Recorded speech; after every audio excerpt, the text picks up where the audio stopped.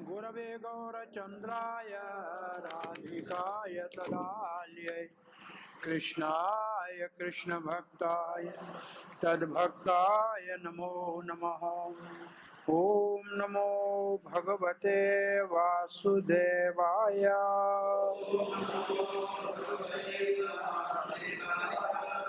ओम नमो भगवते वासुदेवाय।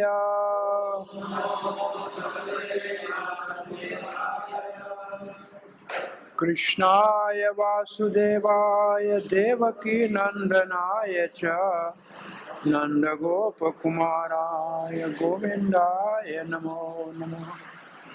जय श्री कृष्ण चैतन्य प्रभु नित्यानंद श्री अद्वैत गदाधर शिवासादि गौर भक्त वृंद।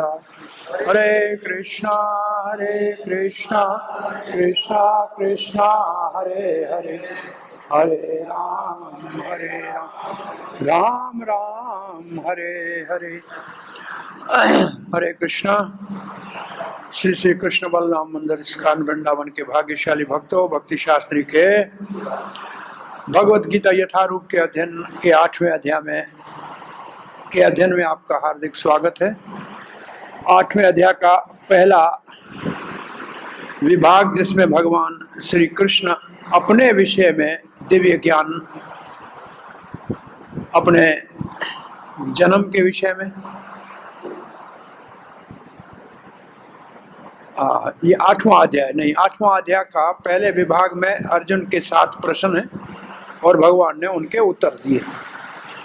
तो 7वें प्रश्न का उत्तर जो है वो है कृष्ण का स्मरण अंत समय। ये है 5 से 8 तक दूसरा विभाग। 8वें अध्याय का दूसरा विभाग 5 से 8 तक अंत समय कृष्ण का स्मरण। और ये प्रसिद्ध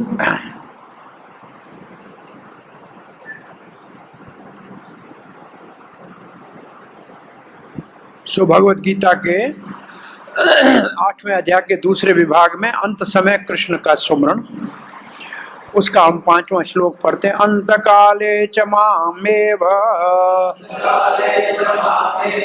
स्मरं भुक्त्वा कलेवरम् यः प्रयाति समदभावम् याति नास्ति अत्र संशयः। अंत काले च मामेव का मतलब केवल मेरा, अंत समय में सुमरम जो सुमरण करता है, अंत समय में जो मेरा सुमरण करता है। कब?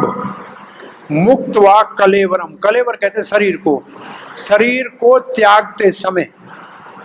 जीवात्मा जब शरीर को त्यागता है अंत समय में, उस समय कोई मेरा ही केवल एकमात्र सुमरण करे। यह प्रयाति समद भावम, वो मेरे भाव को प्राप्त करेगा। वैसे मेरे भाव को प्राप्त करेगा, उस शब्द का अर्थ है मुक्त्वा कलेवरम यह प्रयाति माम एव स्मरति स मद भावम, मेरे स्वभाव को प्राप्त करेगा, मेरे स्वभाव को प्राप्त करेगा।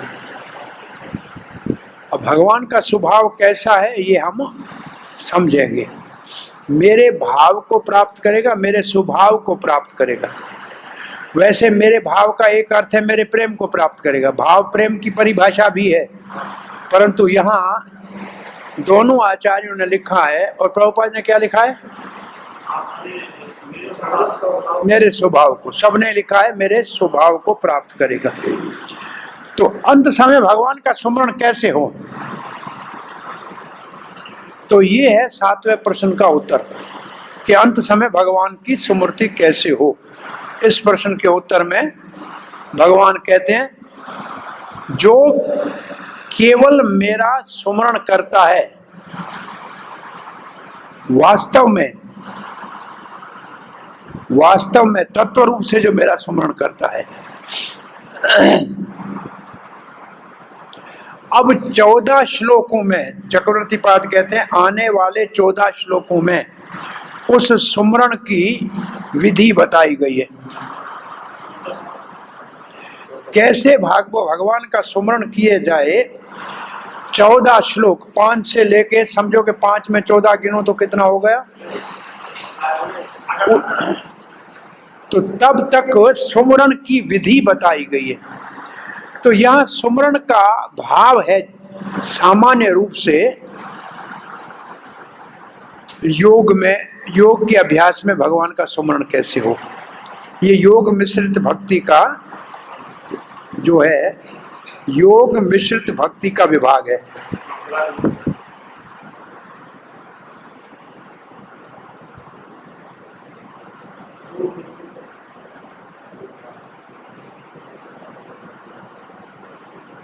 मेरे स्वभाव को प्राप्त करेगा।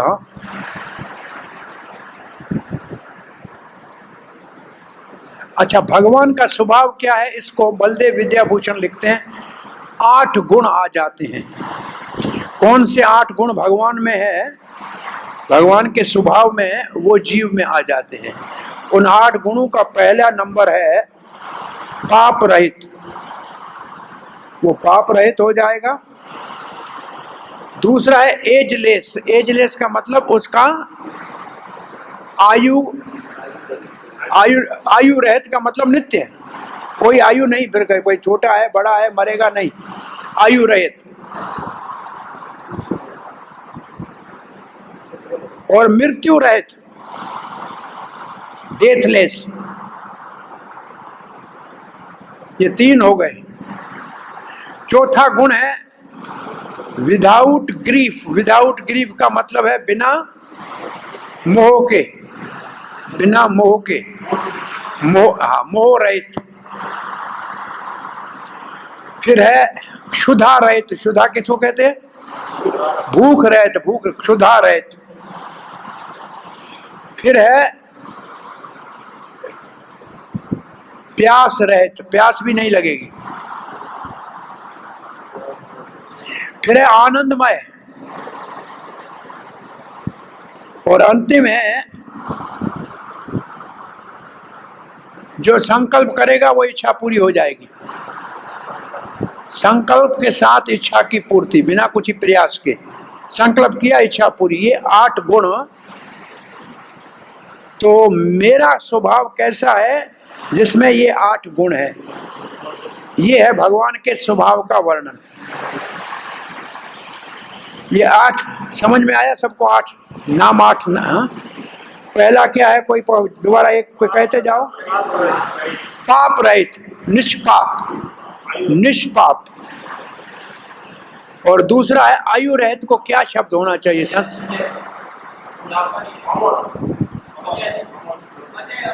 अमर, अमर, अमर, या हाँ अमर हो जाएगा। कोई उसकी आयु, मतलब आयु का मतलब बूढ़ा होना, वो नहीं होगा। अजय का मतलब दूसरी चीज है, अजय का मतलब है कि लड़ाई में जो जीते वो अजर अमर, हाँ अजर अमर। अजर का मतलब मतलब ना, जर का मतलब बुढ़ापा, अजर, अजर शब्द सही है, अजर, अजर हो जाएगा। और फिर मृत्यु रहित को क्या कहेंगे, अमर, अजर अमर। वो बहुत अच्छा है, अमर शब्द के उसमें लिखा है क्या संस्कृत में, नहीं। अजर और अमर बहुत सही, बहुत सटीक शब्द है। अजर का मतलब एज के बिना, और अमर का मतलब मृत्यु के बिना, अजर अमर। वैसे कहते हैं भगवान अजर अमर है। और फिर है मोह रहित, क्या, निर्मोह, निर्मोह, विदाउट ग्रीफ, हाँ ठीक है। भूख रहित, क्षुधा रहित, पिपासा रहित, आनंदमय और संकल्प से सब इच्छाएं, उसको क्या कहेंगे?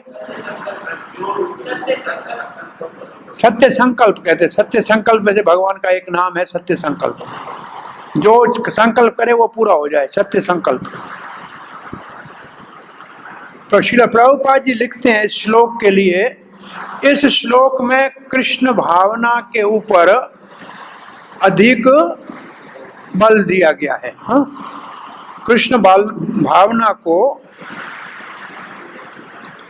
कितना आवश्यक है इसके ऊपर बल दिया गया है। कृष्ण भावना में शरीर त्यागेगा तो एकदम भगवान के स्वभाव को प्राप्त करेगा। अब भगवान के स्वभाव में प्रभुपाद जी पहला क्या लिखते हैं? भगवान पवित्रों में परम पवित्र है। तो ये हमारे जो 8 लिखे हैं उसमें कौन सा होगा? पाप रहित। पाप, जो पाप नहीं होगा वो क्या होगा? परम पवित्र। तो पाप रहित का अर्थ है परम पवित्र। पाप नहीं है तो परम पवित्र हुआ। तो ये प्रभुपाद ने वो भाव दिया। तो जो कृष्ण भावना में वो भी पवित्र से पवित्र हो जाएगा। और सुमरण शब्द बहुत महत्वपूर्ण है। अब प्रभुपाद जी कहते जो अपवित्र है, इसका मतलब पापी है, वो भगवान का सुमरण कैसे करेगा? नहीं कर सकता है। और भक्ति से कृष्ण भावना में भी अभ्यास नहीं कर सकता है।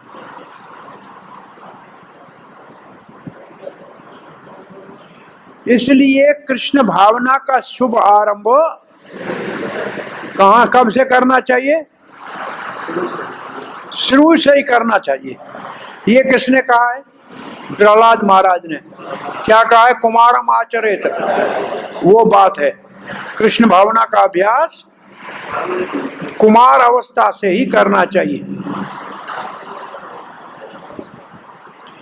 अंत समय जिसको सफलता चाहिए उसको सुमरण का अभ्यास अति आवश्यक है। अंत समय भगवान याद आ जाए उसके लिए अभ्यास बहुत आवश्यक है। इसलिए निरंतर हमको बिना रुकावट के हरे कृष्ण महामंत्र का स्मरण करते रहना चाहिए। बिना रुकावट के, बिना व्यवधान के निरंतर भगवत हरे कृष्ण महामंत्र का जाप करना चाहिए। भगवान श्री चैतन्य महाप्रभु ने जाप करना कैसे चाहिए? प्रभुपाद जी कहते हैं कैसे जाप करना चाहिए? तृणादपि सुनिशेन तरोरपि सहिष्णुन अमानेन मानदेन कीर्तन्य सदा हरि। तो जाप करने के लिए ये 4 गुण चाहिए। कौन से 4 गुण है ये? निम्रता, सहनशीलता, अमानिता और मानदेय। जो हरे कृष्ण जपता है उसके रास्ते में बहुत से बाधाएं हैं, परंतु फिर भी उन सबको सहता हुआ, सहनशील बना हुआ और हरे कृष्ण मंत्र, दोबारा प्रभुपाद देखो हरे कृष्ण मंत्र, इस एक तात्पर्य में 2 बार पूरा मंत्र लिखा है। हरे कृष्णा कृष्णा कृष्णा हरे हरे, हरे राम राम राम। तो अंत समय पूर्ण लाभ लेगा कृष्ण भावना का। कृष्ण भावना का पूर्ण लाभ अंत समय में चाहिए तो हरे कृष्ण महामंत्र को निरंतर, कोई भी बाधा आए, रुकावट आए, सहनशीलता के साथ, निम्रता के साथ, अमानिता के साथ। अमानिता मालूम है कि ज्ञान का पहला लक्षण है। जहां ज्ञान के 18 लक्षण बताए हैं 13वें अध्याय में, वहां पहला लक्षण है अमानित्वम मदम्भित्वम अहिंसा क्षान्तिराजो। तो अमानित्व ज्ञान का लक्षण है असल में पहला। अंत समय भगवान कैसे याद आएगा? कितना समय होता है? ये बहुत बड़ा महत्वपूर्ण प्रश्न है। तो मुझे पाएगा अंत समय, मेरे भाव को प्राप्त कौन करेगा? जो अंत समय मेरा सुमरण करेगा। ठीक है, अब सिद्धांत बता रहे हैं, नहीं तो जिसका सुमरण करेगा वहीं जाएगा। यम यम वापि स्वं भावम त्यजते अन्ते कलेवरम तम तमेवेति कौन्तेय सदा तद्भाव भावितः। इसको एक लाइन में इसका अर्थ बताते हैं, अंतमति सो गति। क्या कहते हैं? अंतमति सो गति। जहां हमारी मति का मतलब बुद्धि, अंत समय जहां अटकी वही हमारे को वहां जाना पड़ेगा। यम यम मतलब जिस जिस चीज को, यम यम वापि सुमरम भावम, जिसका सुमरण अंत समय कोई करेगा। कब? त्यजते अंते कलेवर, जब शरीर छोड़ने का समय हो। तम तम एवेति कौनते, उसी स्थिति को प्राप्त करेगा। जो मन की वो स्थिति उस वक्त होगी सुमरण की, वही स्थिति को प्राप्त करेगा। सदा तद भाव भावित, जो सदा उसके चित्त में होगा वही अंत समय याद आएगा। हे कुंती पुत्र,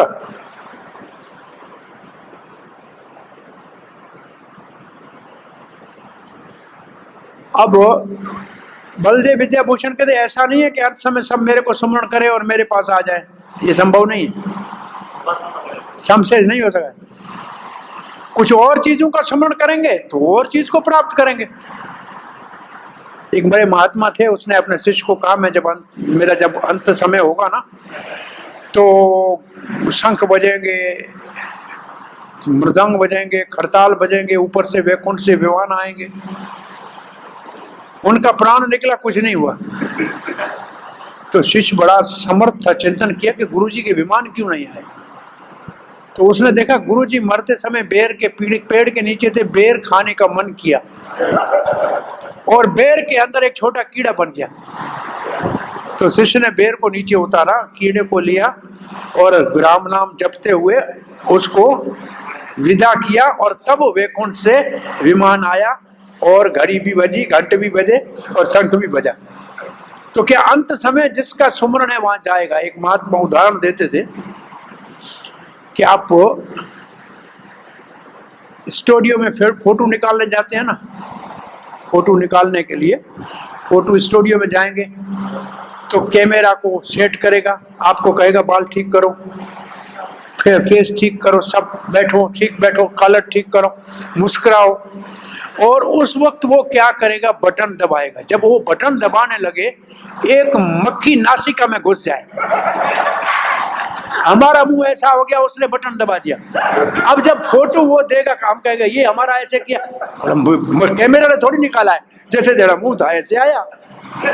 तो अंत समय जैसा हमारा मुंह होगा वैसा ही फोटो निकलेगा, उधर ही जाना पड़ेगा और कोई जगह नहीं है। फिर इतना ही समय है अंत समय, इतना फ्रैक्शन ऑफ सेकंड है, क्षण भर का समय है। उस समय भगवान कैसे याद आए, बहुत मुश्किल। तो इसलिए सबको नहीं आ सकता। जिस विषय को सारी जीवन में याद करते हैं ना, वही याद आएगा। एक वो कथा, पहले मरते समय उस कथा को ऐसे कहते हैं, वैसे बहुत पुरानी हमारी कथा है। एक वो संकीर्तन का एक भक्त था, हमको सुनाया कि बस में हम एक बार शुकताल चले गए। आप लोगों में से कितने लोग शुकताल का दर्शन करके आए? सब ब्रह्मचारियों को तो करना चाहिए, कई बार गए होंगे। हाँ, शुकताल कई बार गए होंगे। तो शुकताल में बस खड़ी कर दी, गंगा में स्नान कर लिया, तो एक भंडारा चल रहा था। तो ब्राह्मण का बड़ा भाई, ये तो शुकताल में भागवत की कथा का भंडारा है, ब्राह्मण हो आप, सब ब्रह्मचारी हो, आयो खाओ। तो ब्रह्मचारी ने कहा ठीक है, तो भगवान का प्रसाद है, खा लेते हैं। खाया तो बहुत अच्छा था, हलवा पूरी सब बहुत। अंत में बोला कि कोको कोला पियो। तो भक्तों ने कहा हम कोको कोला तो पीते नहीं है। बोला ये तो पीनी पड़ेगी। कहा क्यों पीनी पड़ेगी? तो देखो मालिक जिसने भंडारा कराया उसने बोला कोको कोला सबको पिलानी पड़ेगी। हमने बोला उससे पूछ लेते हैं, हम तो पीते नहीं है। तो जाके पूछ लो। तो वो गुजराती था, इंग्लैंड से आया था, उसके पिता का देहांत हो गया था। उसने कहा भाई हमारे पिता का देहांत हो गया। पिताजी था भोलेनाथ का भक्त। अंत समय पिताजी को जब खड़खड़ होने लगा मरने का, हमने कहा बापू तुम्हें बोलो भोला। बाबू ने बोलो को बोला, और बापू का प्राण निकल गया। अब उसने बोला अंत समय उसको कोको कोला याद आई, तो हम भंडारे में सबको पिलाए, बाबा को मिले। तो यहाँ भाव जो है ना, अंत समय कौन सा भाव होगा, इसका मतलब जीवन भर जो अभ्यास करेंगे वही अंत में याद आएगा। जीवन भर जिसका अभ्यास करेंगे ना वही अंत में याद आएगा। और इसका आपको देखना हो ना, कभी चलते अचानक ऐसे पांव फिसल जाए, उस वक्त आपके मुख से क्या निकलता है? प्रायः सबके मुख से निकलता है माँ। कोई संकट आता है ना, माँ का नाम निकलता है ना, क्योंकि हमारे दुख में उसने हमारी रक्षा की थी। ऐसे जब भगवान का नाम निकले, हरे कृष्णा निकल जाए उस वक्त, तब समझ लो कि हमारा तैयारी परीक्षा की अच्छी है। प्रभुपाद जी का शिष्य थे अमोघ लीला दास, वो बॉम्बे में वाइस प्रेसिडेंट हुआ करते थे। उसको हिंदी आती थी, उर्दू भी आती थी। उनका पिता यहाँ मसूरी में पादरी था, वो पाकिस्तान प्रचार करने आया 80s में, तो हमारे साथ बहुत समय उनके साथ रहना हुआ। तो एक बार वो गाड़ी में आ रहा था, उसको गिरा, एक्सीडेंट हुआ और ये गले का हड्डी टूटा। तो मैं उस वक्त तो मेडिकल कॉलेज में था, डॉक्टर था, वो मेरे पास आया, रहा मेरे घर में, उसको पट्टी वट्टी कर दी तो रो रहा था। मैंने बोला रो क्यों रहे, इतना चोट, बड़ी चोट तो है नहीं, एक कॉलर की हड्डी है, तो ऐसे बांध के रखेंगे ठीक हो जाएगी। बोला रो इसलिए रहा हूँ, जब एक्सीडेंट हुआ तब मेरे को भगवान याद नहीं आया, मर गया होता तो। बोला अंत समय मुझे भगवान का याद नहीं आया और मर गया होता तो। अब तो ठीक है, इसका मतलब मैं आज 20 साल से, उसको 25 साल हो गए होंगे, तो उस समय वो 20 साल तो उसको हो ही गए थे। तो 20 साल से मैं कृष्ण भावना में हूं, लेकिन अंत समय इतना बड़ा झटका लगा और मेरे को भगवान याद नहीं आया। इसका मतलब मैं एक्सीडेंट में मर भी सकता था।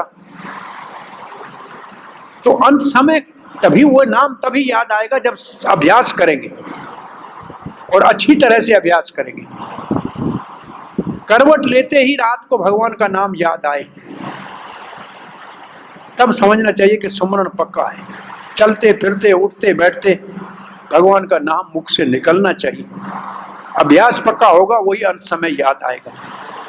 और अंत समय नहीं याद आए किसी कारण से, तो भक्तों के साथ ऐसा अच्छा व्यवहार रखो कि हमारे अंत समय वो हमारे चारों ओर बैठ के भगवान के नाम का कीर्तन करके हमको याद कराए। इसलिए भक्तों के साथ संगत और अच्छे स्नेह की बहुत आवश्यकता है, क्योंकि अंत समय वही हमारे को भगवान को याद दिलाने का सहायता करेंगे और कोई नहीं कर सकता। इसलिए भक्तों के साथ बहुत घनिष्ठ हमारे वही मित्र हैं, वही सब कुछ है, ये भाव होना चाहिए। तो भाव का मतलब है जिस वस्तु का स्मरण करेंगे वही याद आएगी।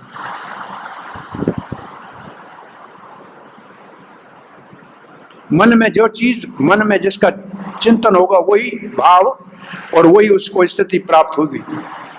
अब इसके ऊपर उदाहरण दे रहे हैं कि भरत महाराज ने अंत समय हिरण का चिंतन किया, गिरे और प्राण निकले, तो हिरण के शरीर में जाना पड़ा।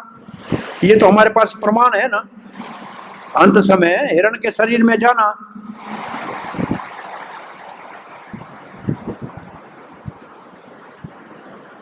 तो जो पहले का हमारा सुमरण होता है जीवन भर का, तद भाव भावित, उसके अनुसार हमारे को शरीर मिलेगा, क्योंकि अंत समय वही याद आएगा।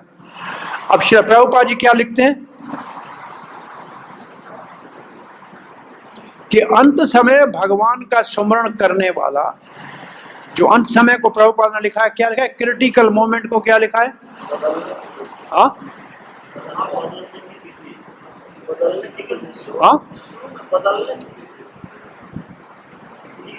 क्रिटिकल मोमेंट का क्या है? यहाँ पर मृत्यु के समय अपना स्वभाव बदलने की विधि का वर्णन है। Process of chanting, the process of chanting one's nature at the critical moment of the death is here explained. हाँ, तो शब्द सीधा मृत्यु होना चाहिए, क्रिटिकल का मतलब है जब अब प्राण संकट में है, उस समय, प्राण संकट के समय भगवान का सुमरण आए, वो विधि का यह वर्णन है। कृष्ण का स्मरण करते हुए शरीर छोड़ेगा तो फिर कृष्ण के स्वभाव को प्राप्त करेगा, और किसी और का स्मरण करेगा तो उसी को प्राप्त करेगा। और इस बात को हम बहुत ध्यान पूर्वक, क्या लिखा है प्रभुपाद ने, इस बात को बहुत ध्यान पूर्वक हमको अपने जीवन में, क्या लिखा है, नोट दिस वेरी केयरफुली, क्या लिखा है,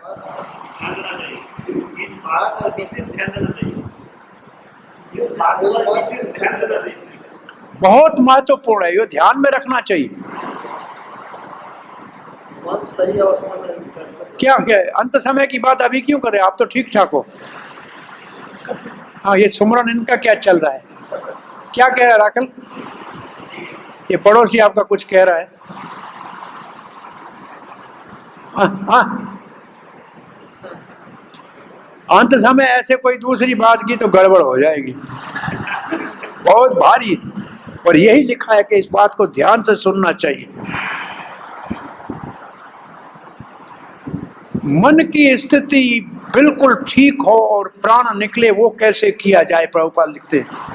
और स्वयं प्रभुपाद जी ने यहाँ कम से कम अंतिम 10-15 दिन अपने सारे वरिष्ठ भक्तों को यहाँ मंगाया, जीवीसी को मंगाया, और अंत समय प्राण कैसे त्यागना चाहिए वो सिखाया।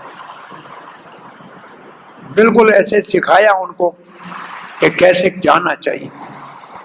और प्रभुपाद लिखते, महाराज भरत की फिर कथा पूरी लिखी है कि अंत समय हिरण का सुमरण हुआ तो हिरण के शरीर में जाना पड़ा। तो जीवन भर जिस चीज का विचार होगा वही अंत समय याद आएगा। अभी तो ऐसा नहीं, एक समय किसी ने पूछा कि स्त्रियों की संख्या बढ़ रही है, हमसे कहा, वो बहुत साल पहले किसी ने पूछा था। मेरे को इसमें कौन सी परेशानी है, सब मरती हुए स्त्री की स्मरण करके मरते हैं, दूसरे जन्म में स्त्री बन जाते हैं, इसमें कौन सी परेशानी, ये कोई बड़ी बात नहीं है। तो अंत समय जिसका स्मरण करेंगे, और इसमें हमारे पास कौन सा भागवत का उदाहरण है, पुरंजन का उपाख्यान, मरते समय पुरुष स्त्री, स्त्री पुरुष बदल गया, तो अंत समय किसका स्मरण करेंगे वही हमारा।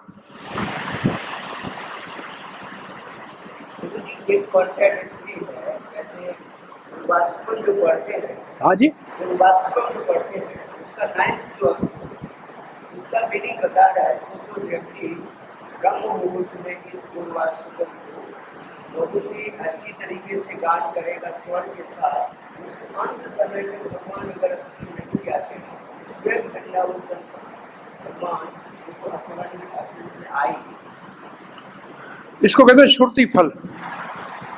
ये गुरु अष्टकम का श्रुति फल है कि जो ऐसे गुरु के प्रति श्रद्धावान होगा, अंत समय उसको याद नहीं भी हुआ तो गुरु उसके स्मरण कराने के लिए आएंगे। और ऐसे अन्य पुराणों में लिखा है कि भगवान का जीवन भर जो स्मरण करे, अंत समय किसी कारण नहीं कर सके तो भगवान उसको अपना स्मरण कराएंगे। चिंता करनी नहीं चाहिए, पहले जो पक्का से काम किया उसको भगवान कभी नहीं भूलेंगे। अब प्रभुपाद जी लिखते हैं, अब जो हमारा जीवन है इस समय, अगर वो सात्विक है और सदा ही कृष्ण के चिंतन में लगा हुआ है, तो ये संभव है कि अंत समय हमारे को कृष्ण का स्मरण हो जाए, और ये हमारी सहायता करेगा भगवत कृष्ण के भाव को प्राप्त, दिव्य भाव को प्राप्त करने के लिए। कोई भगवान श्री कृष्ण की दिव्य सेवा में लगा हुआ है तो उसका दूसरा शरीर निश्चित रूप से आध्यात्मिक होगा, भौतिक नहीं। इसलिए हरे कृष्ण महामंत्र पूरा लिखा है, उसका जप करना उत्तम सफलता का साधन है। अंत समय यही मंत्र हमारी सफलता का कारण बनेगा। अब ये इसको कहते हैं महावाक्य गीता का। ये 7वां श्लोक है गीता का महावाक्य। तस्मात् सर्वेषु कालेषु मामनुसम्प्रयुध्य च मय्यर्पित मनो बुद्धे मामिवेश्यसि असंशयः। तस्मात् सर्वेषु कालेषु, इसलिए हर समय माम छाती ठोक के कृष्ण कहते हैं मेरा अनुस्मरण जब लिखते हैं ना, तो अनु के कितने अर्थ आपको आते हैं? अनु का पहला अर्थ निरंतर, एक अर्थ है निरंतर, दूसरा अनुगामी बनकर। तो अनुगामी बनकर मुख्य अर्थ है कि परंपरागत। अनुगामी कैसे होंगे? परंपरागत। और अनुगामी होकर निरंतर जप करे। और फिर युद्ध का अर्थ है अर्जुन के लिए युद्ध है, हमारे लिए जो कर्तव्य कर्म है। वो हमारा एक मित्र डॉक्टर था, उसको सारी भगवत गीता याद थी, एम्स में था, अब रिटायर हो गया। वो कहता था मैं अपना ऑपरेशन करता हूं तब गीता का श्लोक याद करता रहता हूं, क्योंकि भगवान ने कहा है अपना कार्य करो और मेरा सुमरण करो। तो कहता करता ऑपरेशन हो लेकिन सुमरण गीता के श्लोक को पढ़ता रहता हूं। तो आप कोई भी काम करते हैं सुमरण कृष्ण का करें। अर्जुन के लिए तो आसान था, आगे से बैठा हुआ था कृष्ण। हम कैसे कृष्ण का सुमरण करें जब सब काम करें? तो पहले काम शुरू करने से पहले ही कृष्ण का सुमरण करें, सुबह के हम आज आपका ये कार्य करने जा रहे हैं, फिर कार्य में लगे रहे और शाम को कहें कि जो आपका कार्य था करके पूरा आए, अब आप उसको सफलता से पूरा करने में आपने सहायता की, ये है उसमें समस्याएं हो गई, आप कल बुद्धि देना इसको आगे बढ़ाएं। तो भगवान के साथ अपने कार्य में सुमरण पहले और बाद में बना रहे, तो बीच में अपने आप बना रहेगा। तो ये श्लोक 2 बार है, देखो अंत लास्ट से लास्ट बट 1 श्लोक में क्या है, देखो दोबारा ये श्लोक आएगा तस्मात् सर्वेषु कालेषु, वहां दूसरा शब्द तस्मात् सर्वेषु कालेषु योग युक्तो भव अर्जुन, वहां शब्द है योग युक्तो भव अर्जुन।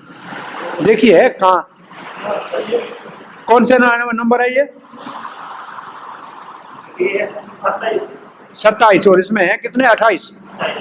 हाँ, तो 27 में देखो दोबारा ये चीज है तस्मात् सर्वेषु कालेषु योग युक्तो भव अर्जुन। योग युक्तो भव अर्जुन का मतलब मेरी सेवा में निरंतर लगा रहे, इसलिए हर समय निरंतर मेरी सेवा में लगे रहे। और फिर दूसरी 2 लाइन क्या है? तस्मात् सर्वेषु कालेषु योग युक्तो भव अर्जुन। इसके ये लास्ट का, इससे पहले क्या है? नैतिक पारत जानन योगी मोयते कश्चन। जो मेरा भक्त है उसको कोई चिंता करने की जरूरत नहीं है, कौन सा रास्ता है, वो हर समय मेरा स्मरण करे। तो ये 2 बार देखे, ये जो मेन महावाक्य 2 बार है, ये 8वें श्लोक में गीता का महावाक्य है तस्मात् सर्वेषु कालेषु माम अनुस्मर योग युक्तो भव। दोनों को मिलाएंगे। फिर युद्ध च का अर्थ है आपका जो कार्य है, खेती करते हो तो खेती करो, व्यापार करते हो तो व्यापार करो, अध्यापक है तो अध्यापक करो, ब्रह्मचारी है तो ब्रह्मचारी करो, पर सुमरण अनुसमरण मेरा करो। सुमरण नहीं है, अनुसमरण है। अनुसमरण है, सुमरण नहीं है, अनुसमरण, ये मुख्य है। तो तस्माद इसलिए क्योंकि जिसका स्मरण करोगे वहीं जाओगे, इसलिए तुम मेरा ही स्मरण करो, तब मेरे पास आओगे ना। तो अगले श्लोक के साथ इसका संबंध है। इसलिए हर समय मेरा अनुस्मरण निरंतर परंपरागत करते हुए अपने कर्तव्य कार्य को करो। अर्जुन तुम युद्ध का कार्य करो। बोला सुमरण कैसे करूं अगर कोई पूछे हर समय, तो कहते हैं मैं अर्पित मनोबुद्धि, तुम्हारा मन और बुद्धि मुझे अर्पण कर दो। ये सुमरण का मतलब है। सुमरण किससे होगा? मन से और बुद्धि से। ये मेरे को ही अर्पण कर दो। भगवत गीता में भगवान अर्जुन से दो ही चीजें मांगी है, मैं अर्पित मनोबुद्धिर। ये देखो, मैं अर्पित मनोबुद्धिर, फिर 12वें अध्याय में कहेंगे मैं अर्पित मनोबुद्धिर, मन और बुद्धि मुझे अर्पण करो। इसलिए 1 मिनट में गीता किसी को बता समझानी हो ना तो गीता का फोटो दिखा लो। बोला रथ देख रहे हो, और इस रथ के ऊपर अर्जुन बैठा है, देख रहे हो? अर्जुन तो है रथ के ऊपर बैठा हुआ रथी, रथ का मालिक। अब इसमें बताओ कि आगे घोड़ों के अंदर लगाम है, वो किसके हाथ में है, और श्री कृष्ण कहाँ बैठा है? कृष्ण बैठा है सारथी की जगह पे और हाथ में है घोड़े का लगाम। अर्जुन ने क्या किया? अपना मन रूपी घोड़े का लगाम कृष्ण के हाथ में दे दिया ना, और बुद्धि में भगवान को बिठा दिया, सारथी बना दिया, तो अर्जुन का काम हो गया।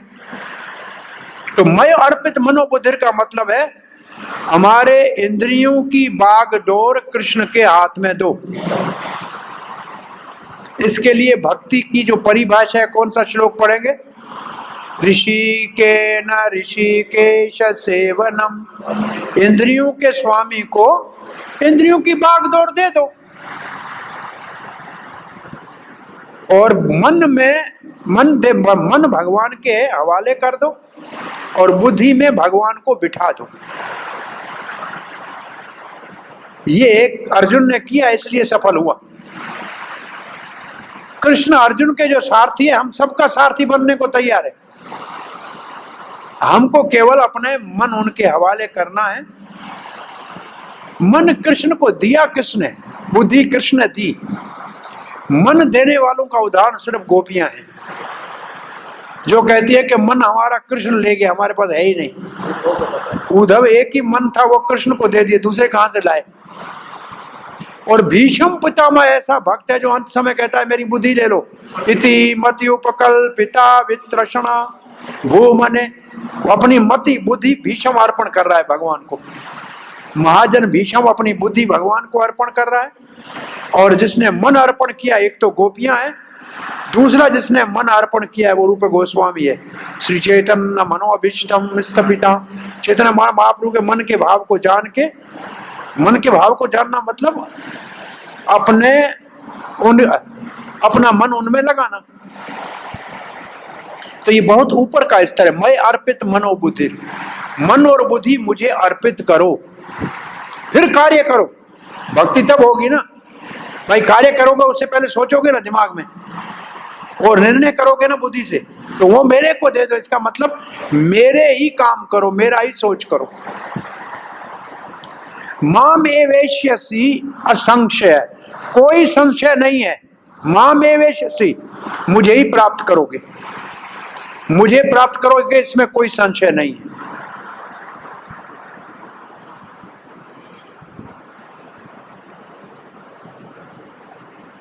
क्योंकि जो पहले के विचार है अंत समय वही विचार आएंगे, इसलिए तुम हर समय हमारा ही स्मरण करते रहो और अपना कर्तव्य काम करते रहो।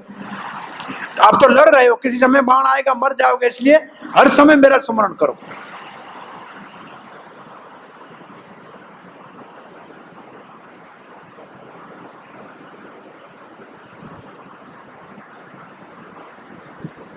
मन क्या काम करता है?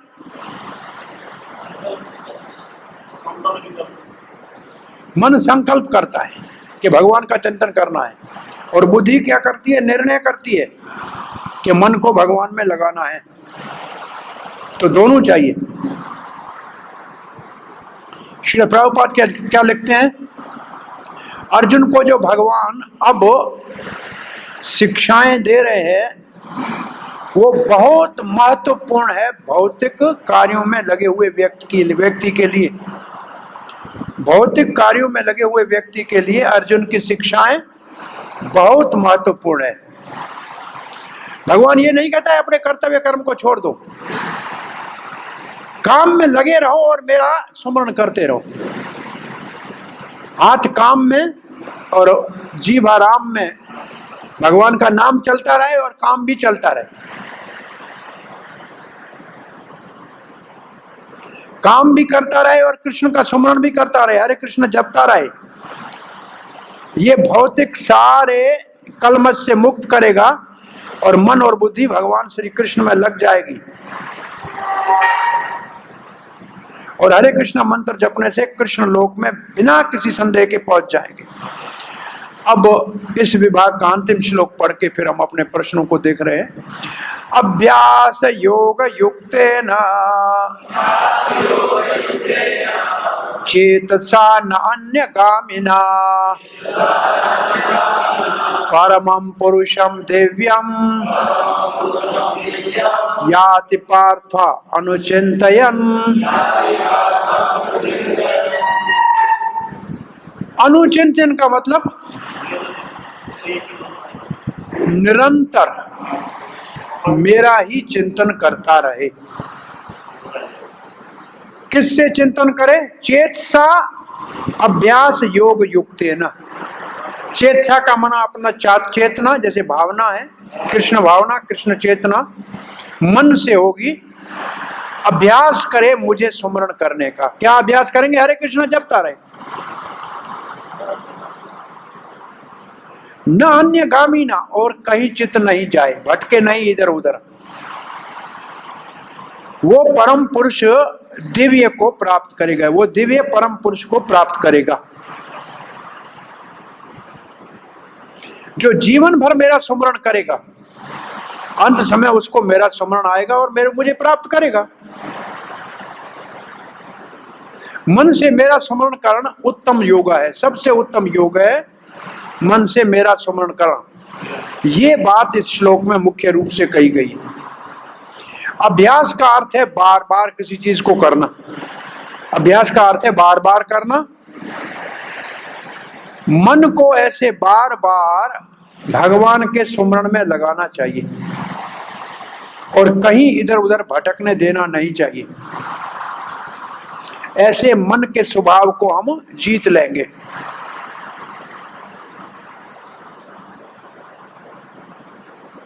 इस श्लोक में भगवान निरंतर भगवान के सुमरण करने का सलाह दे रहे हैं, तभी हम अंत समय भगवान का सुमरण कर सकेंगे।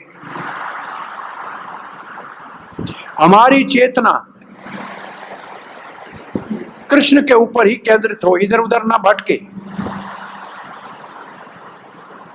और बार बार अभ्यास करते रहे। परम पुरुष वासुदेव नारायण जो कृष्ण है उसका, और जो दिव्य है तो वो व्यक्ति भी भगवान जैसा हो जाएगा। ये उदाहरण देते बलदेव विद्याभूषण, और उदाहरण क्या देते हैं ये हमारे पुस्तक में उदाहरण लिखा है। वो छोटा सा कीड़ा उसको पकड़ के अपने घोंसले में डाल देता है, उसके भय के चिंतन करते करते उस जैसा हो जाता है इसी जीवन में। क्या कहते हैं उसको? भृंगी, भृंग, भृंग। और यहां लिखा है ये छोटा कीड़े को जब भृंग पकड़ के अपने जाल में रखता है तो उसका चिंतन करते करते वो वैसा ही हो जाता है। ये सारूप्य मुक्ति की बात है। जब एक जैसा रूप हो जाएगा तो क्या हो गया? आज हम अभी सुबह गए थे काम्य वन में, आप ही हो गया इधर विमल कुंड पे। विमल बिहारी का मंदिर देखा था ना? देखा था? विमल बिहारी के मंदिर में कौन थे?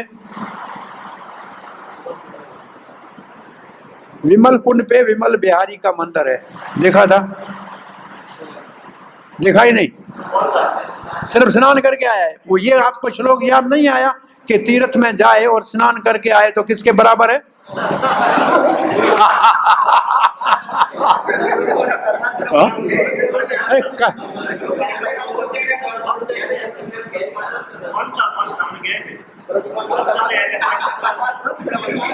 नहीं, जो भी है, मैं कहना ये चाहता हूं कि हम पहले ही उधर गए जहां वो है। उसमें मैंने कहना क्या चाह रहा हूं कि उस मंदिर में लेफ्ट साइड पे कृष्ण खड़े हैं, बीच में वृंदा है, विमला देवी है, और राइट में उसका पिता है विमल महाराज, और महाराज विमल जो है वो भी कृष्ण जैसा रूप में बांसुरी लेके खड़ा है। तो वो पुजारी कहता है सारूप्य मुक्ति इसको भगवान ने दे दी, अपने जैसा रूप दे दिया। दर्शन किया तो जी, हाँ जी, क्या है दर्शन? कब? मैं उसी पहले उसी दिन। नहीं उसी किया था, तो सबको भूल कैसे गया? क्या खाया? सब किया नहीं। उस दिन नहीं कर सकता, पहले गए थे। बैक में पीछे तो हाँ, वो अगर ठीक से आएंगे तो बिल्कुल रोड के ऊपर पहले उसी मंदिर में जाएंगे। अब रोड पे तो क्या है? सारूप्य मुक्ति का उदाहरण है, भगवान जैसा रूप। अब ये श्लोक दिया है, ये भागवत का श्लोक है 7:1-28।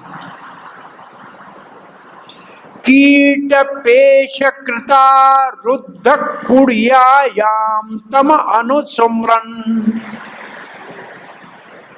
संरंभ भय योगे न विंदते ततस्वरूपतां। अब ये हिंदी में देखो, इसका भागवत में मिला है, किसी के पास है? इसका अर्थ क्या है? गिरास वर्मा क्या लिखा है हिंदी में इसको? भृंगी अपने दिल के अंदर दीवार में मिट्टी का बंद कर दिया। वो मिट्टी का जो उसके अंदर किसको पकड़ के रखता है? एक भृंगी को रखता है। कौन रखता है? एक मक्खी रखती है, जो उसका भय में, उसके भय और शत्रुता के कारण इसी जन्म में वैसा हो जाता है। ये श्लोक हमने बताया 7:1-28। इसका हिंदी अनुवाद देख लेना, क्या लिखा है? एक मधुमक्खी या भृंगी द्वारा दीवार के छेद में बंदी बनाया गया एक कीड़े सदैव भय तथा को एक किसको बंदी बनाया? एक कीड़े को, ठीक है। ये भृंगी ने कीड़े को दीवार के छेद में बंद करके रख दिया और भय के कारण वो सुमरण करते करते वो भृंगी जैसा हो गया कीड़ा, ठीक है। अब प्रभुपाद जी लिखते हैं, इस श्लोक में सुमरण के ऊपर बल दिया गया है। कृष्ण का सुमरण महामंत्र करने से हमारा क्या हो जाएगा? क्या लिखा है देखो, क्या हो जाएगा? महामंत्र जप करने से कृष्ण के सुमरण का रिवाइव हो जाएगा। रिवाइव का मतलब पहले हमारा सुमरण था जो भूल गया था वो याद आ जाएगा।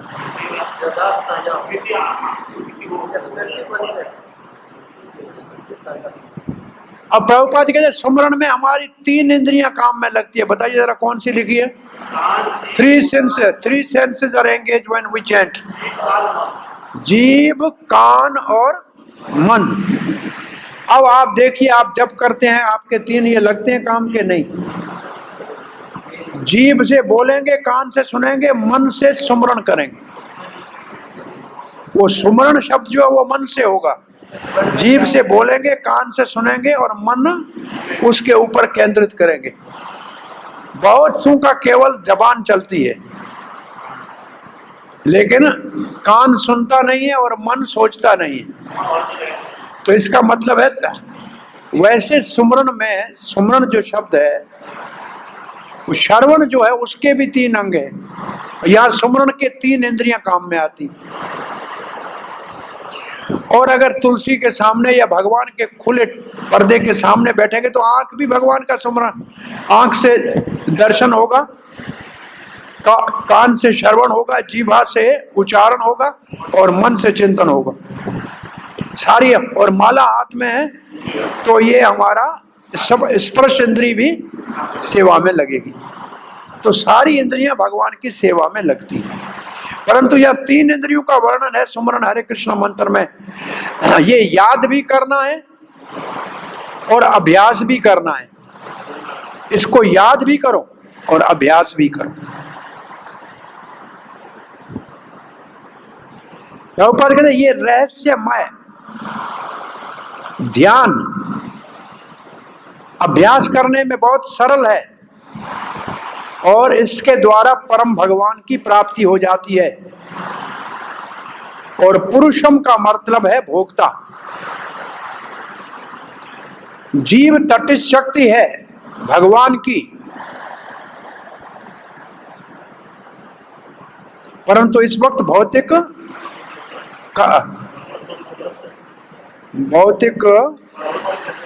कलमश में है। वो भी अपने आप को भोक्ता समझता है, परंतु वो परम भोक्ता नहीं है। परम भोक्ता केवल श्री कृष्ण है। भगवान और भगवान के अन्य अवतार नारायण वासुदेव सब परम भोक्ता है।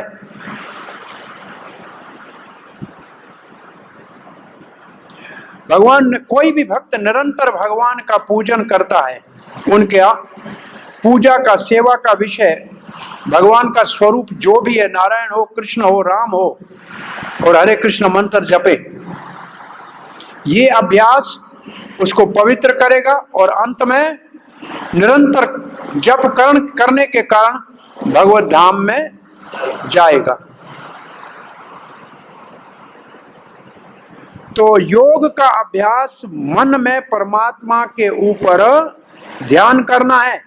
ऐसे ही हरे कृष्ण मंत्र जपने के समय हमारा मन भगवान श्री कृष्ण के ऊपर केंद्रित होना चाहिए। मन बहुत चंचल है, इसलिए अति आवश्यक है कि मन को बलात् कृष्ण के चिंतन में लगाना चाहिए। बलात् कृष्ण के चिंतन में लगाना चाहिए। अब एक और आपको जानकारी दे देता हूं।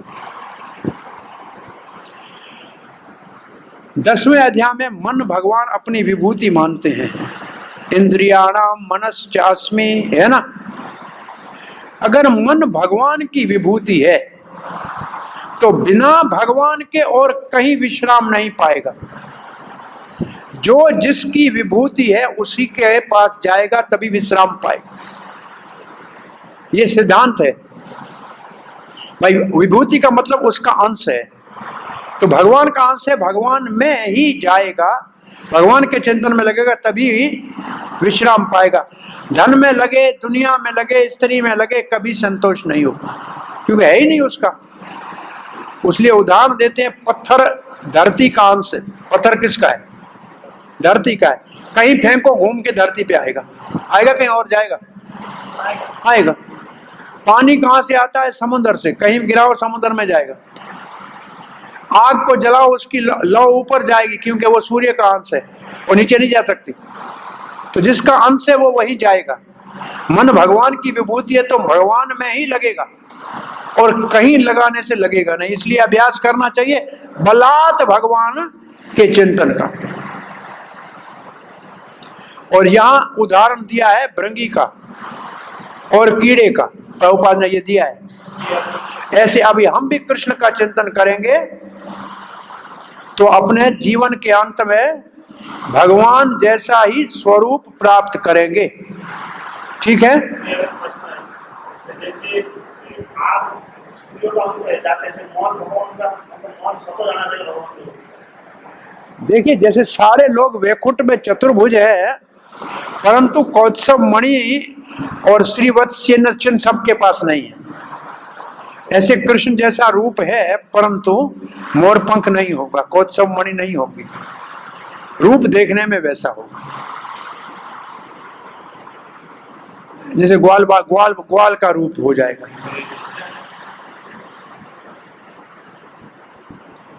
तो यहाँ हमारे कृष्ण स्मरण के जो श्लोक हैं अंत समय के, ये पूरे होते हैं।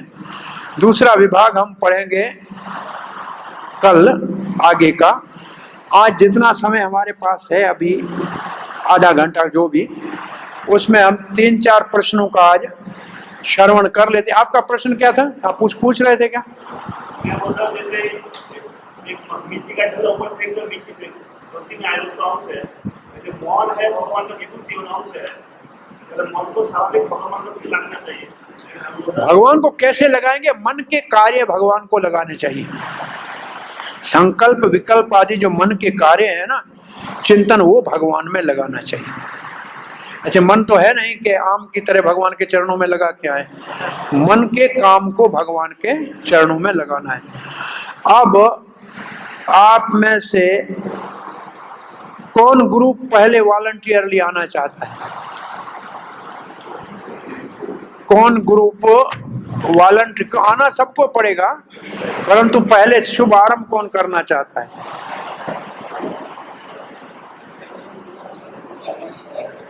नहीं, ये नंबर से होगा। नहीं, जो भी आए कोई फर्क नहीं, नंबर।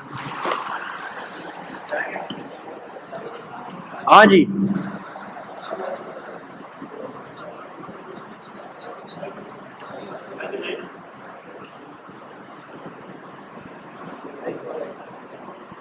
हाँ प्रभु जी आइए। कौन आ रहा है? जल्दी करो, टाइम बचाओ। कम से कम 3 ग्रुप होने चाहिए। 6 ग्रुप है ना, तो कम से कम 2 या 3 ग्रुप आज हो जाए, दूसरे कल। फटाफट यही माइक ले लो मुझसे, भाई क्या क्या प्रभु? और यहाँ कुर्सी एक रख दो तत्काल। नहीं, वो नीचे बैठ रहा है, वो अच्छा है। देखो नीचे बैठता है ना, वो माइक नहीं, इसको कर इसको कर। जो आइए ले लो। जो उस पे बैठा है, एक महात्मा कहते थे जमीन पे बैठता है वो जमींदार है, और चौकी के ऊपर बैठता है वो चौकीदार है। तो हम तो है चौकीदार, कुर्सी के ऊपर बैठे। जमीन में बैठा है वो जमींदार। अब ये भी जमींदार हो गया। हाँ जी बोलिए, कौन सा प्रश्न है? बोलिए। 1 से 2 ना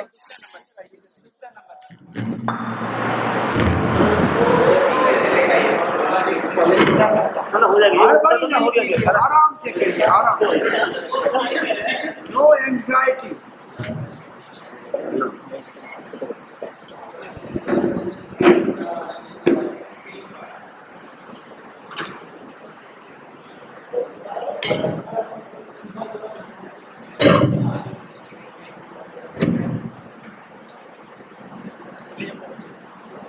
तीसरा नंबर, ठीक है।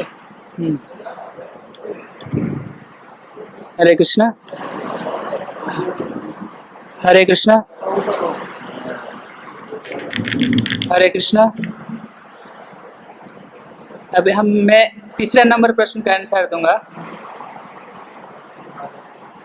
मोती धागे में गूंथे रहने की उपमा को समझाइए।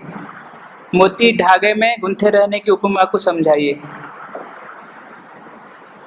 यहाँ पर मोती को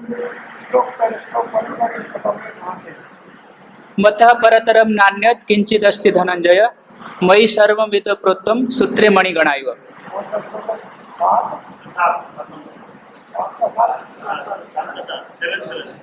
यहाँ पर धागा की तुलना भगवान से की जाती है और मोतियों की तुलना भौतिक जगत के प्रत्येक जड़ चेतन वस्तुओं के साथ की जाती है। जैसे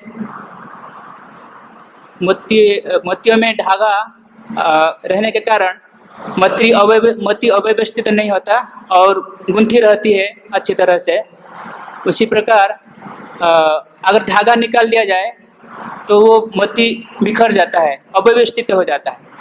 उसी प्रकार भगवान अपने जड़ और चेतन शक्तियों के माध्यम से संपूर्ण भौतिक जगत में रहते हुए भी अपने अंतर्यामी परमात्मा रूप में प्रत्येक जड़ चेतन में धागे में सूते की भांति मोतियों में सूते की भांति समाये हुए हैं। समझ में आया? जिसके कारण सब कुछ व्यवस्थित और सुचारू रूप से परिचालित होता है। हाँ, दादा दिखता नहीं तो भगवान सर्वदेव प्रभु दूसरा हमारे ग्रुप का सर्वदेव दूसरा बोलेंगे। दादा दिखता नहीं तो भगवान अब ये जो इस तुलना जो सुनी आपने, इसमें पहले तुलना से आगे क्योंकि उसका दो लिखना चाहिए ना। मुझसे ऊपर कोई नहीं है, सबका आधार मैं हूँ। जैसे धागा सारे माला के मोतियों का आधार है, तो धागा भगवान का प्रतीक है और सारी सृष्टि के सब पदार्थ मणियों के समान है। वो सब भगवान के अंदर उनके प्रवेश होने के परमात्मा के रूप में दिखना पड़ेगा, क्योंकि प्रवेश है भगवान परमात्मा के रूप में। अणु अणु में परमाणु परमाणु, और फिर जो ये कह रहा है वो पॉइंट भी बहुत अच्छी है। माला में धागा दिखता नहीं है, परंतु धागे के आधार पे सब टिका हुआ है। ऐसे भगवान दिखता नहीं है, परंतु भगवान अपने शक्तियों के द्वारा सारे कार्य कर रहे हैं। हरे- आपका क्या प्रश्न है? हरे कृष्णा। मुझे 12वां नंबर प्रश्न। क्या है? देवतागण जीवों को अपनी उपासना करने की इच्छा के लिए प्रेरित नहीं कर सकते हैं। चलिए, आप इसका उत्तर कौन से श्लोक से देना चाहते हैं? 22 नंबर में। तो भाई 7:22 से इसका श्लोक का उत्तर देना। ये आप अगर लिखोगे तो लगेगा कि आपको अपनी बुद्धि है। इतना लिखोगे तो समझोगा कि आपने समझ के लिखा है।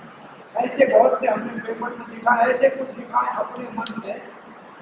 आपकी एक प्रश्न आपको आया था, दीप की उपमा दो आया था ना, दीप की उपमा का आया था ना। और किसी जगह दीप ऐसे चमका देगा हृदय को, जैसे अंदर हृदय प्रकाश हो जाएगा। अब उसका क्या मतलब? वो दीप बिना हवा वाली जगह में हिलता नहीं है। ऐसे योगी का मन विष्णु से हिलता नहीं है, वो परमात्मा के ऊपर हिलता है। ये बाजो दो गालू स्थिति का परिचय है। और ऐसे ही कृष्ण भावना में जिसका मन कृष्ण की सेवा में लगा है, वो इंद्रिय के भोग से प्रभावित नहीं होता। बस अब हृदय प्रकाशित होता है तो वो दीप से दीप अंदर में हृदय को चमका देता है। आपने लिखा है। और एक आपका और भी कोई एक आपका अनुयायी है, उसने भी लिखा है। तो उसके पीछे आपने उसको ठीक किया है, पीछे उसने पहले आपने उसको प्रकाशित कर दिया है। हमने हमारा एक मार्ग लिखा है। एक और भी आपके साथ है, उसने लिखा है। कौन किसने लिखा है? एक है इसका अनुयायी, कौन बाकी है सभी। पता लगेगा कल आ जाएगी। श्लोक नंबर कौन सा? 22 नंबर। टेक्स्ट नंबर 22 के आधार पे ये मैंने प्रश्न है और उसी के अनुसार। 22 के आधार पे बाद में प्रश्न का उत्तर दे रहे हैं। हरे कृष्ण।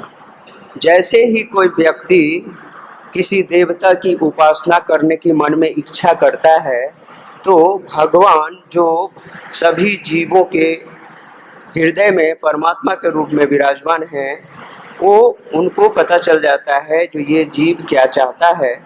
तो भगवान फिर उस जीवों की या उस व्यक्ति की पूरी इच्छा को उस देवता के अंदर में श्रद्धा विश्वास को फिक्स कर देते हैं और उन्हीं के अनुसार वो करते हैं, सारी चीज़ें मिलती है। और उनकी उपासना करने की इच्छा भी वे प्रेरित करते हैं भगवान के द्वारा।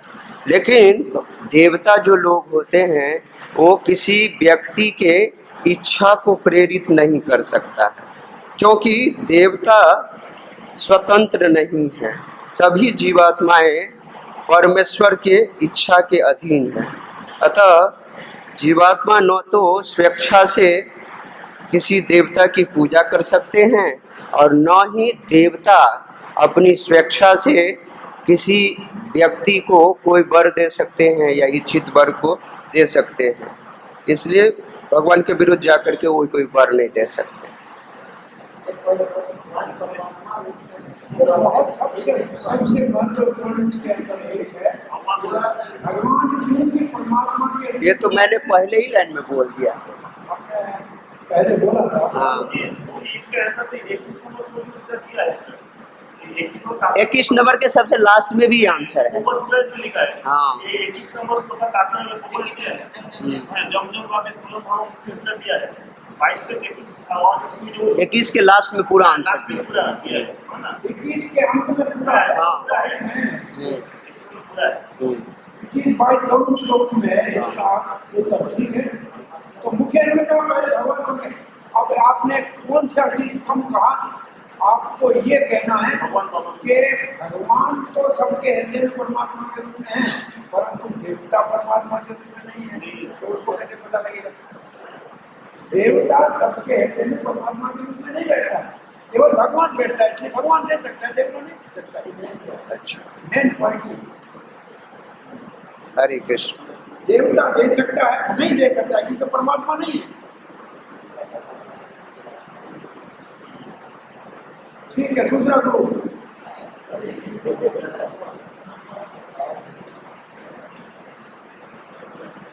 इसका अंत में देखना इसको मुख्य बात है कि परमात्मा भगवान है जो सबके हृदय में है और देवता के हृदय में एक का परमात्मा नहीं है, वो जीव है। और अंत में जो लिखा वो सब अच्छा है, एक वो बात काटने वाली लिखनी चाहिए। हरे कृष्णा।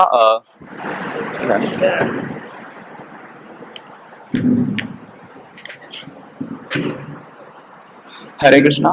मैं प्रश्न नंबर 6 पे चर्चा करने का प्रयास कर रहा हूँ। प्रश्न है, समझाइए कि ज्ञानी का क्या साक्षात्कार होता है और उसको भगवान के प्रति शरणागति को प्रबल बनाता है। 6 नंबर क्वेश्चन, प्रश्न संख्या 6। समझाइए कि ज्ञानी का क्या साक्षात्कार होता है जो उसकी भगवान के प्रति शरणागति को प्रबल बनाता है। कौन से श्लोक से आपने लिया है? तो मैं श्लोक संख्या 19 से उसका उत्तर देने का प्रयास कर रहा हूँ। 19वां श्लोक बहुना आपके याद में है कि नहीं? सुमंत्रिया में पूछना नहीं है, वो तो है कि नहीं याद में? होना चाहिए। परीक्षा में है कि नहीं? सुमन वाले श्लोक में है? कौन से खाते से कौन सा है?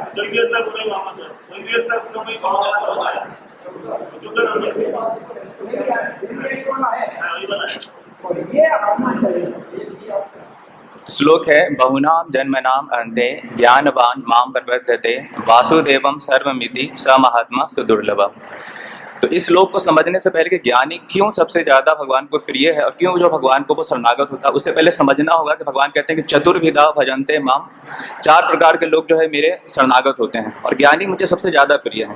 तो ये समझना होगा कि ज्ञानी क्यों प्रिय है। पहले भगवान की शरणागति में आर्त आता है, जिसको कोई दुख है, तो मान लें कि उसकी दुख की पूर्ति नहीं होगी तो वो जो है भगवान से अलग जा सकता है, विलग हो सकता है। अर्थार्थी धन की कामना से आता है क्योंकि भगवान के प्रति उसकी कोई श्रद्धा नहीं है, वो सकाम भाव से आया है, जो भी देवी देवता उसकी पूर्ति करेंगे वो उसके पास चला जाएगा। तीसरा है जिज्ञासु जिज्ञासा करता है, तो अगर उसको परंपरा में ज्ञान मिलेगा तब तो वो उसकी जिज्ञासा स्थिर होती जाएगी, सुदृढ़ हो जाएगी, उसका कमिटमेंट पक्का होता जाएगा। लेकिन अगर उसको परंपरा में ज्ञान नहीं मिला, अगर उसको डाइवर्ट ज्ञान मिला तो भी वो भगवान से अलग जा सकता है। बहुत सारी बार हम देखते हैं।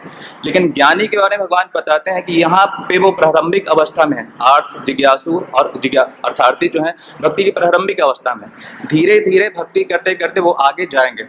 लेकिन ज्ञानी जो है उसकी भक्ति जो है परिपक्व हो चुका, वो जान चुका है कि भगवान कृष्ण की भक्ति ही सर्वोपरि है, एकले ईश्वरे कृष्ण और सभृत। यहाँ पे उसको कोई भी कंफ्यूजन नहीं है, कोई भी डाउट नहीं है। वह जानता है कि प्रत्येक वस्तु जो है भगवान श्री कृष्ण से आई है और इस कारण वासुदेवम सर्वम इति, वो भगवान कृष्ण ही सारे कारणों के कारण है, भगवान की कृपा ही सर्वोपरि है। इस कारण से उसकी मति जो है भगवान में स्थिर रहती है और इस कारण से उसका उद्देश्य निष्काम होता है। वो केवल भगवान की भक्ति करना चाहता है, भगवान की सेवा करना चाहता है। इस कारण से भगवान कह रहे हैं कि वो जो है सबसे उदार है, सबसे परफेक्ट डिवोटी है भगवान की भक्ति करने के लिए, और इस कारण से उसकी शरणागति जो है प्रबल होती है। पहला कारण है कि वो नॉलेज के कारण जानता है कि भगवान श्री कृष्ण ही सर्वोपरि है, उसकी कोई डिजायर नहीं है कि कामना पूर्ति होगी तो वो भक्ति करेगा, नहीं होगी तो नहीं करेगा। वो निष्काम भक्त है, तो निष्काम भक्त की चाहे इच्छा पूरी हो या ना हो, भगवान का ही शरणागत रहता है। तो इस कारण से वो उसकी शरणागति प्रबल रहती है, क्योंकि भगवान को वो सर्वोपरि मानता है, उसका ज्ञान पक्का होता है, कोई उसकी जिज्ञासा भी उसकी पक्की होती है, कन्फर्म नॉलेज होता है। इस कारण से वो जो है भगवान की पूर्ण शरणागति ग्रहण करता है।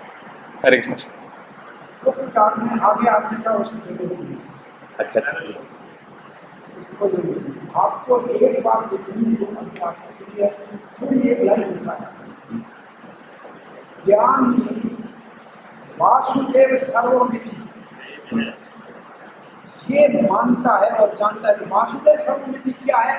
पूरा 1.5 पेज उसके ऊपर प्रभुपाद ने कुछ श्लोक देके लिखा है कि वो सब जगह है, सब समय है, सब स्थान पे है। एक तो श्लोक नहीं है, प्रमाण के लिए देखिए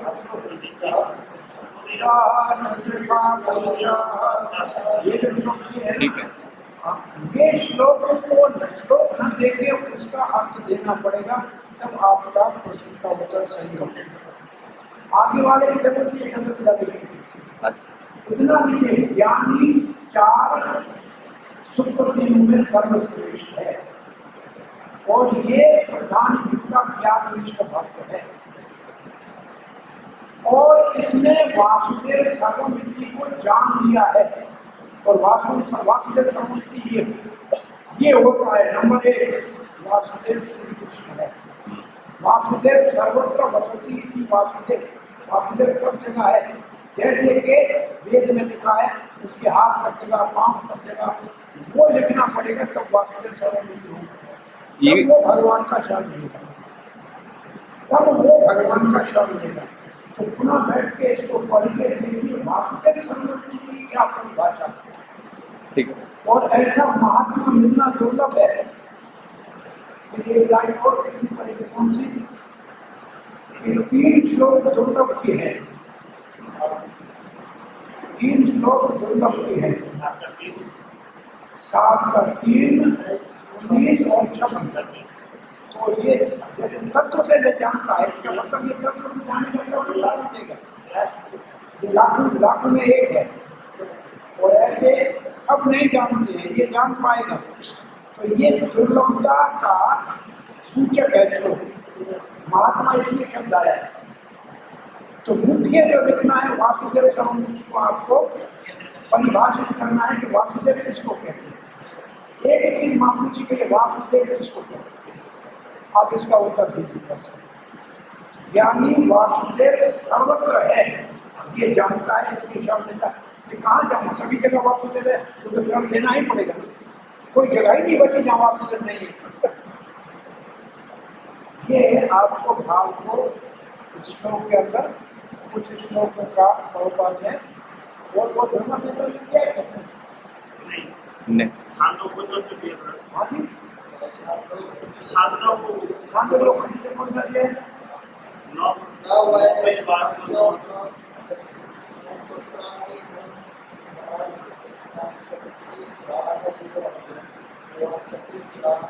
बोलने की शक्ति, देखने की शक्ति, सुनने की शक्ति। कोई चीज काम नहीं कर सकते बिना भगवान के, ना वाणी बोल सकते ना काम सुन सकता है, और बिना भगवान के ये वासुदेव सर्वमिति की परिभाषा है। कोई इंद्री काम नहीं कर सकती है, कोई व्यक्ति काम नहीं कर सकता है, वाणी का बोल नहीं सकते। ये जो 2 है इसकी श्लोक नहीं लिखो, परिभाषा नहीं। सर्वत्र रहता है वस्तु वसति सर्वत्र। हरे कृष्णा, ठीक है। अरे ये तो बहुत बड़ा हो जाएगा। ऊपर कुछ भी लिखना है ना, लिखना 3 शब्द है, ज्ञानी ज्ञानी युक्ता ज्ञान विशुद्धि भक्त है, 4 सुकृति में श्रेष्ठ है, क्योंकि वासुदेव सर्वमिति जानता है, ये आत्मा है और वासुदेव सर्वमिति इसको कहते हैं। 3 बातें लिखो ना, वासुदेव श्री कृष्ण है, वासुदेव शिववाद से ऊपर से लिखा है कि उसके बिना कोई टेंशन नहीं है, और ये वेदों में लिखा है सहस्त्र शिक्षा का उसके हाथ का ये पूरा हो गया, आपका पूरा हो गया। वासुदेव सर्वत्र है वस्तु। वासुदेव सर्वत्र है, ये वासुदेव जब 6-7 लाइन में हो जाए, एक हो जाएगा। 5 मिनट का मैंने देखा, हर के ऊपर 5 मिनट से 4 आज हो गए और 2 आज हो गए, 2 पर हो जाएंगे, 2 पर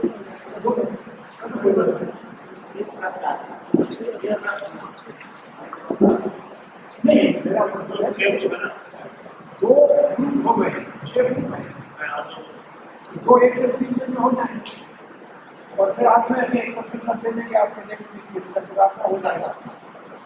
हाँ जी, क्या प्रश्न है आपका? प्रश्न है 10 नंबर श्लोक के पर। प्रश्न क्या है? प्रश्न क्या है? कृष्ण बताते हैं कि सारा पृथ्वी उनको जान नहीं पाते हैं, तो उसको जान नहीं पाते हैं, तो उसका कारण क्या है कि कृष्ण कृष्ण को नहीं जानते हैं। ये कौन सा श्लोक है? 7:25 समवृत्ता मूढ़ायाम ना भी जानाति 25। थोड़ा सा उत्तर 24 और 26 में भी है। 25 है श्लोक, मेन श्लोक। 24 और 26 में थोड़ा उत्तर भी ले सकते हैं।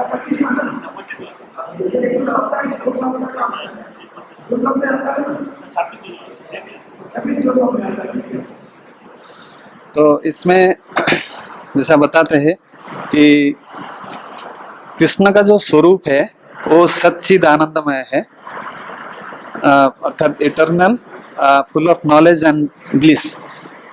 और कृष्ण का जो ये स्वरूप है इम्पेरिसिबल है, अव्ययम। लेकिन ये श्लोक में बताया गया है जैसा कि जोगो माया के एक पर्दा के द्वारा कृष्ण का वास्तविक स्वरूप जो है वो ढका हुआ है।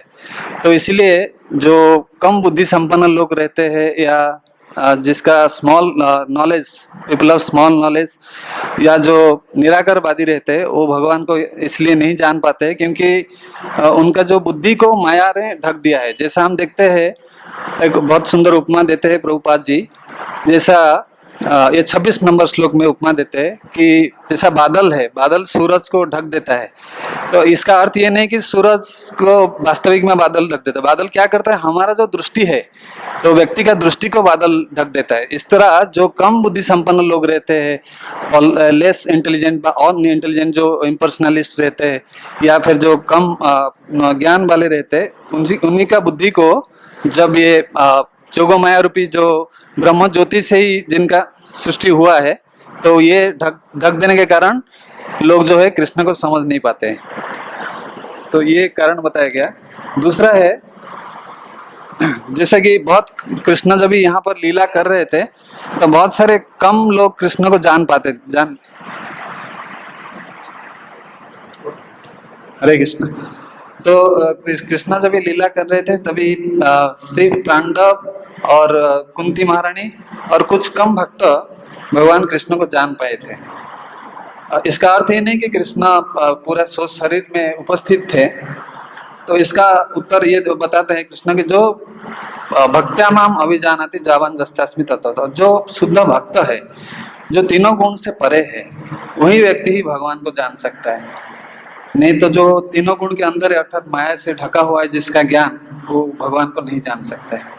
ये कारण बताया गया। और नेक्स्ट जो आता है ये 26 नंबर श्लोक में बताया गया है, जब से सृष्टि का प्रारंभ हुआ है तभी सभी जो आत्मा का जो चेतना है इट इज डिल्यूटेड, अर्थात सम्मोहित हो जाता है जीव। और जो इच्छा और द्वेष के कारण जो डुअलिटी, जो द्वंद्व और मोह के कारण उसका जो बुद्धि जो है वो उसी से ही ढका हुआ था। तो इसलिए ऑनर, डिजॉनर, हैप्पीनेस और डिस्ट्रेस, मैन, वुमेन और इसी सब ये से होने के कारण वो भगवान को जान नहीं पाता। ये भी एक उसके लिए प्रतिबंधक है।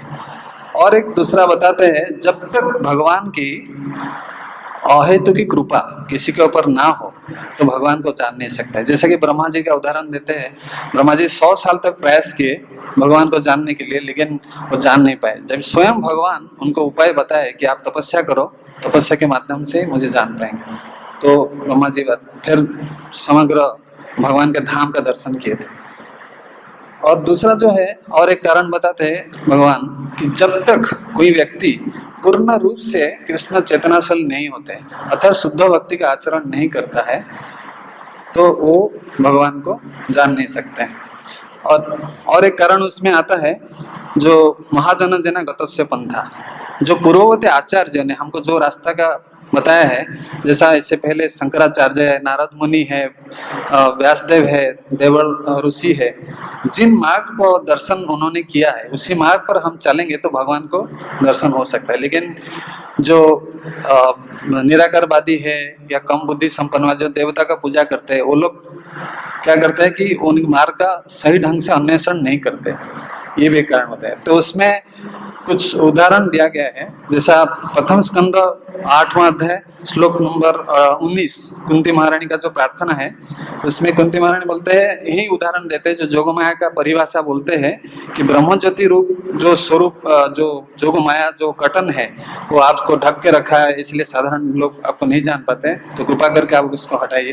तो ईशोपनिषद के मंत्र नंबर 15 में भी यही बताया गया, हिरण्यमय जो ब्रह्म पद्धति के बारे में, तो भक्त प्रार्थना करता है कि हे भगवान कृपा करके आपका ये जो आपका मुख मंडल से और शरीर से ये पर्दा को हटा दीजिए ताकि हम आपका दर्शन कर पाएंगे।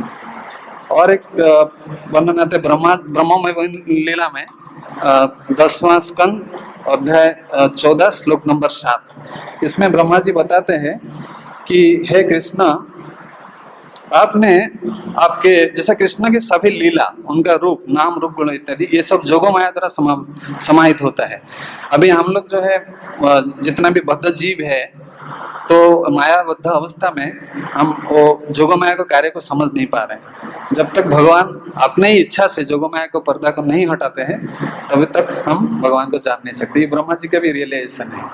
जैसा बताते हैं कि अनंत कोटि बालू है, उसको भी हम प्रयास कर तो गिन सकते हैं, लेकिन भगवान का जो अंतरंगा शक्ति का कार्य हम नहीं समझ पाएंगे।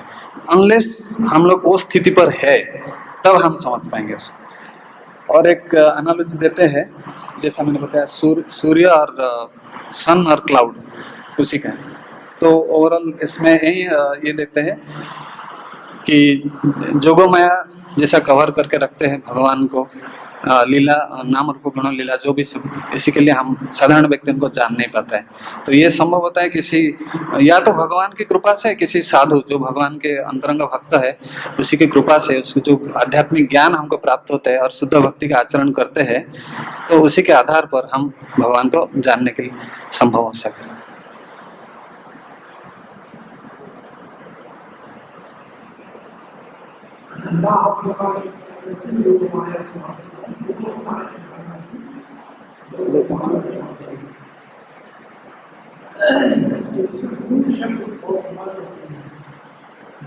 भगवान को जान नहीं सकते, बुद्धिमान कुछ हद तक कुछ जान सकते। लोग जब ना हम प्रकार से सर्व सबके सामने नहीं होता तो कुछ के सामने तो होते हो ना, वो भी तो पूर्ण नहीं जान सकते हैं। जिनके सामने होते हो वो भी पूर्ण नहीं जान सकते। क्यों? जोगो माया की भगवान के जो पार्षद है, नित्य सिद्ध है, वो भगवान को जानते हैं, परंतु थोड़ी देर के लिए योग माया लीला के कारण वो भगवान को भगवान के लिए, जैसे कोई प्रतिभागी होता है वो कृष्ण को कृष्ण भगवान नहीं मानता है, कोई भी प्रतिभागी कृष्ण को भगवान मानता ही नहीं है। क्यों? क्योंकि भगवान मानेंगे तो लीला माया उनके ऊपर है, भाव नहीं प्रकट होएगा। बस जसोदा माँ आपको बेटा करके नहीं देख पाएंगे। संसार सामान्य बद्ध जीव महामाया के पर्दे में वो भगवान को देख नहीं सकते। उसके लिए उदाहरण है, सूर्य को बादल आ गया तो हम नहीं देख सकते, बादल बीच में आ गया तो हम नहीं देख सकते, तो हमारी नजर के ऊपर सूर्य का वो बादल का पर्दा आ गया। ये है महामाया, ये महामाया है। तो जो नित्य सिद्ध भक्त है वो योग माया के कारण, और नित्य भक्त है महामाया के पर्दे के कारण भगवान को देख नहीं सकते। कोई भगवान को पूर्ण रूप से जान नहीं सकता। भगवान अनलिमिटेड है। मुख्य बात है कि भगवान हमेशा, भगवान की योग माया क्या है, यहाँ हमारे पास ब्रह्म ज्योति योग माया क्या है। तो ज्ञानी केवल ब्रह्म ज्योति तक ही पहुंचते, भगवान को जान नहीं सकते। ब्रह्म उसके उदाहरण दिया है रहने वाला कि अपना ये प्रकाश हटाओ ताकि हम आपका सुख देख सकें, देखिए मुझे प्रश्न दिया। तो छोटा लिखे लेकिन साफ लिखे, इतना लिखे लिख नहीं पाएंगे टाइम के साथ, तो और छोटा करना पड़ेगा। और ये 25-26 लोगों के अंदर इसका सब कुछ मिल जाएगा। और इसको थोड़ा इसको रिफाइन करके सकते। क्यों भगवान प्रकाशित मूर्ति के सामने नहीं होते हैं? जो प्रचार में कोई पूछे तो क्या जवाब देंगे? ये भी भगवान की उनके ऊपर कृपा है, क्योंकि वो मूर्ख है, भगवान की अवज्ञा करेंगे और पापी बन जाएंगे।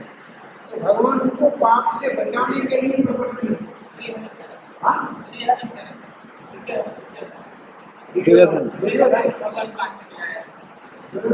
मूर्खों के सामने प्रकट नहीं करते हैं, इसलिए कि मूर्ख और अवज्ञा करेंगे और ज्यादा पापी हो जाएंगे।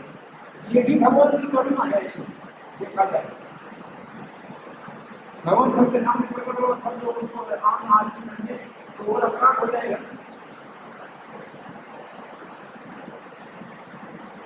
और लीला के लिए अपने शुद्ध भक्तों के साथ लीला के काम करते हैं, लोक माया वहां काम करते हैं। उसमें आपको एक उदाहरण हमने दिया था भागवत से, गोकुल वालों को योग माया ने संसार महामाया ने भगवान को देखने में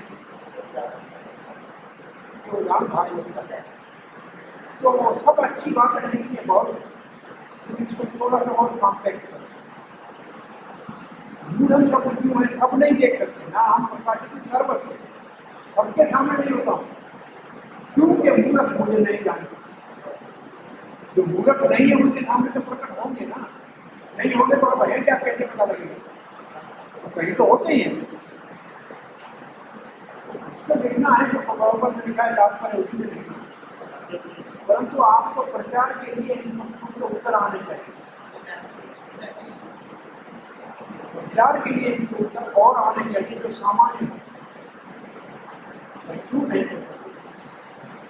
आप उसको छोड़ा, तो प्राइम मिनिस्टर यहाँ क्यों नहीं आता है और बम के जाने के सामने जो है वो खाने के लिए क्या है, आलू टिक्कियाँ नहीं आ सकता, क्योंकि यहाँ सब पब्लिक उनको घेर लेगी, पागल में वो पागल हो जाएगा।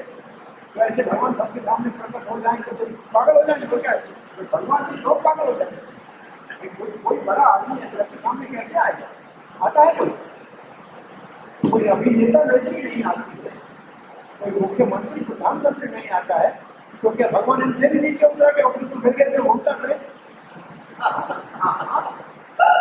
नहीं, ये सामान्य आपको प्रचार के लिए लोगों को ऐसे बोलना नहीं, प्रैक्टिकल है नहीं। और फिर योग्यता होनी चाहिए, आपको प्राइम मिनिस्टर को देखना है तो योग्यता होनी चाहिए ना, आप जाके उससे कोई भी नहीं मिल सकता, योग्यता होनी चाहिए पहले, और फिर उसके किसी मित्र के साथ संबंध होना चाहिए, जो तब आपको वहां तक पहुंचाया जाएगा।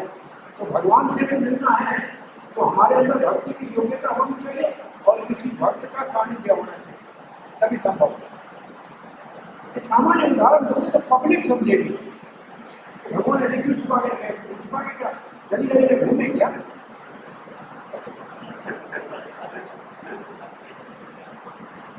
मंत्री भी नहीं घूमते हैं, वो भी कोई लोग माया के 4-10 गाड़ियां आगे पीछे लेके घूमते हैं।